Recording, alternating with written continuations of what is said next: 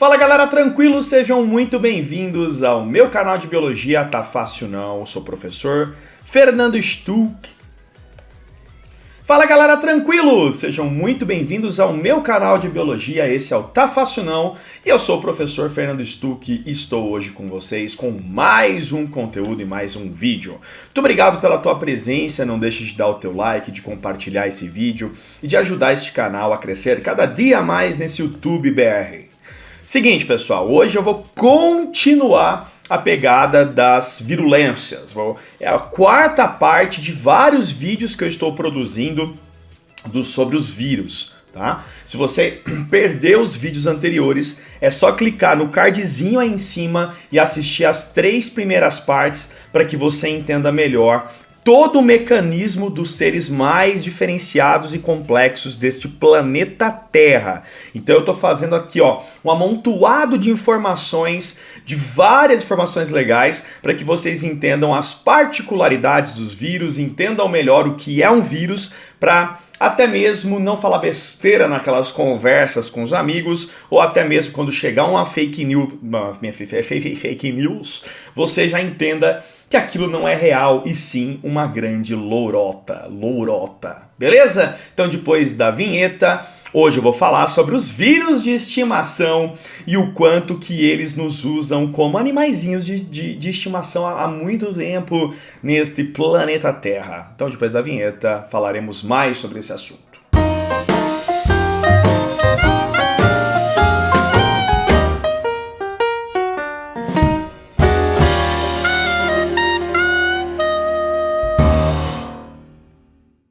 Humano bom não é humano morto. Esse é o pensamento da maior parte dos vírus. Não é interessante que os vírus te matem com rapidez. Pelo contrário, é interessante que ele fique com o hospedeiro o quanto mais tempo possível, até mesmo toda a vida dele.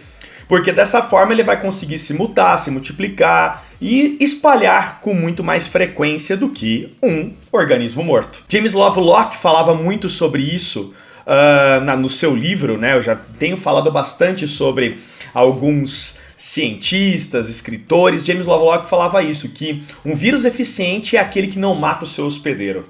E um vírus ineficiente é aquele que mata o seu hospedeiro. Não adianta.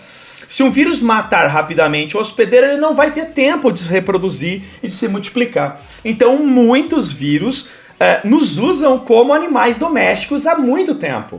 E quando eu digo muito tempo, eu digo milhões de anos. Existem vírus que hoje têm expressão no seu organismo, como por exemplo o herpes vírus, eu vou falar bastante dele aqui, ou a própria AIDS, que são vírus que estão há milhões de anos na nossa cadeia de evolução genética. Muitas pessoas poderiam até duvidar disso. Como é que é feito esse cálculo? Eles pegam os tempos de mutações, quantas mutações tiveram esses vírus e o tempo que isso aconteceu, para mais ou menos calcular a idade desse vírus, quanto tempo ele está com a gente. Então, por exemplo, o herpes vírus, acho que todo mundo aqui já ouviu falar. As pesquisas alegam, acabei de colocar aqui na internet para poder ver melhor em termos de número, que 67% de toda a população do planeta Terra possuem o vírus da herpes, que é o vírus HSV1, que é o vírus da boquinha, aquelas bolinhas que dão na boca, aquela feridinha, né, que a galera fala, fez coisinha errada, que transmite pelo garfo, pela alimentação, pelo beijo e assim por diante. E tem o HSV2, que esse sim é a herpes sexual, né, a herpes genital, que é onde você tem a transferência por relações sexuais, sexo oral, sexo anal ou sexo tradicional, beleza? Então, esses dois agrupamentos, essas duas vertentes, essas duas cepas do herpes vírus, elas estão com a gente há muito tempo. Há mais de 8 milhões de anos atrás, os nossos antepassados e dos chimpanzés africanos já possuíam um grupo um grupo dos herpes vírus. Que com o passar do tempo, nós, seres humanos, homo sapiens, e os nossos antepassados começaram a andar de forma ereta. Enquanto os chimpanzés e entre outros macacos são quadrúpedes, eles andam, né, de 4 patinhas no chão. Repararam que a maior parte dos animais fica um cheirando o outro nas suas genitárias ou no próximo ao ânus? Isso fazia com que os vírus tivessem uma particularidade muito grande nessa época. Por isso que hoje tem uma subdivisão, dois grupos, um vírus que é passado somente na boca, um vírus que é passado via oral e outro vírus que é passado via sexual por genitárias. Porque você não sai no meio da rua cheirando a busanfa de todo mundo ou fazendo essas besteiras, entende o que eu quero dizer?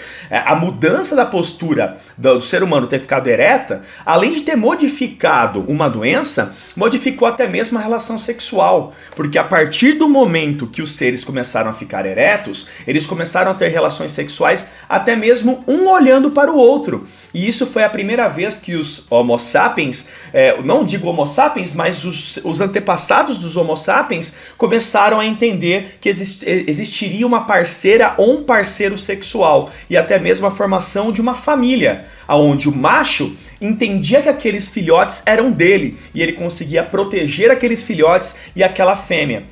Enquanto os seres que são quadrúpedes, normalmente eles fazem o sexo, a reprodução, não tendo um olhar um com o outro. Isso fazia com que não tivesse o entendimento familiar, não entendesse que aqueles filhotes eram deles. Era uma bagunça, né? A natureza, como Mamonas Assassinas sempre diz, o mundo animal...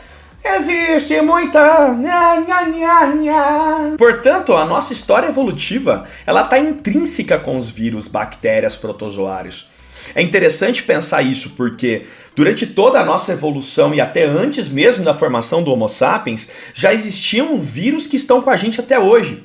Inclusive, algumas pesquisas alegam, e isso é bem interessante, que mais ou menos de 5 a 7% de todo o nosso DNA, lá dentro tem DNA viral, através dos retrovírus. Lembra que eu fui explicando durante os meus vídeos? Aquele vírusinho que é de RNA, mas ao entrar na célula ele codifica a formação de um DNA pela transcriptase reversa, que é uma enzima. Quando ele faz isso, o código genético viral fica lá dentro da célula tua, a célula do ser humano. E isso vai representando uma passagem de geração a geração. Por quê? Porque se esse DNA viral chegar numa célula gamética, como espermatozoide e o próprio ovócito, isso faz com que a linhagem genética viral seja passada geração a geração. Então, olha que maluquice, de 5 a 7% do seu DNA é de vírus. Vírus que estavam com a gente há milhões de anos, te domesticando. Você, nesse exato momento, é um poodle dos vírus. É isso, mano, cara, eu não tô zoando. Você é um poodle de vírus. Eles usam a gente como animais domésticos. Eles nos domesticam há muito tempo, a ponto deles evoluírem, mutarem e fazerem tudo o que eles estão fazendo agora. O Covid, por exemplo, né? Nós temos aí o SARS-CoV, né? O SARS-CoV, que é um vírus que está com a gente há muito tempo, né? Então ele vai se modificando, ele vai usando, tanto que a maior parte da população que pega o SARS-CoV, né? O SARS-CoV, que é o tipo do vírus, não tem quase nada. Tem só um narizinho escorrendo, uma tossezinha, um espirro, não morre. Porque o vírus não quer te matar. O vírus, ele quer deixar você vivo. Vírus eficiente é aquele que te deixa vivo. Olha que interessante isso que eu vou falar para vocês.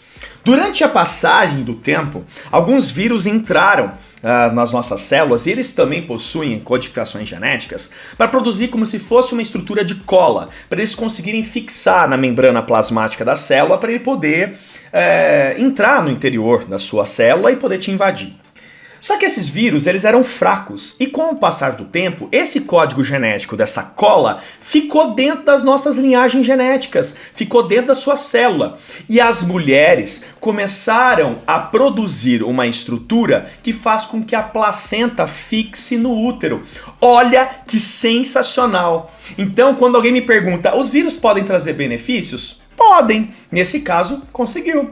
O vírus, ele quis te invadir? Quis. Ele quis te prejudicar? Claro que sim. Ele queria te usar, ele queria fazer com que você fosse um escravinho dele, um esclavagista, né? Ele queria isso. Só que ele não deu conta. Então o teu organismo utilizou o material genético daquele vírus para fragmentar e produzir uma proteína diferenciada para fazer com que a placenta fixasse no útero a ponto de você poder ser gestacionado dentro da sua mãe.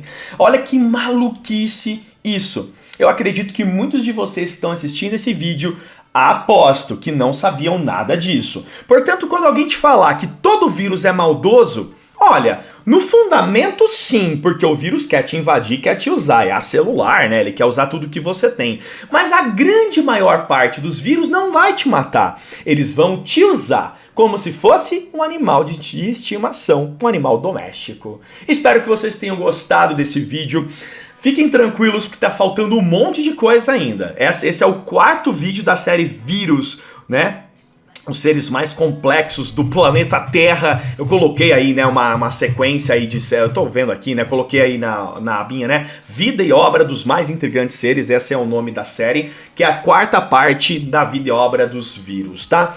Prometo pra vocês semana que vem trazer mais informações, tudo de bom pra vocês, um grande beijo e tchau!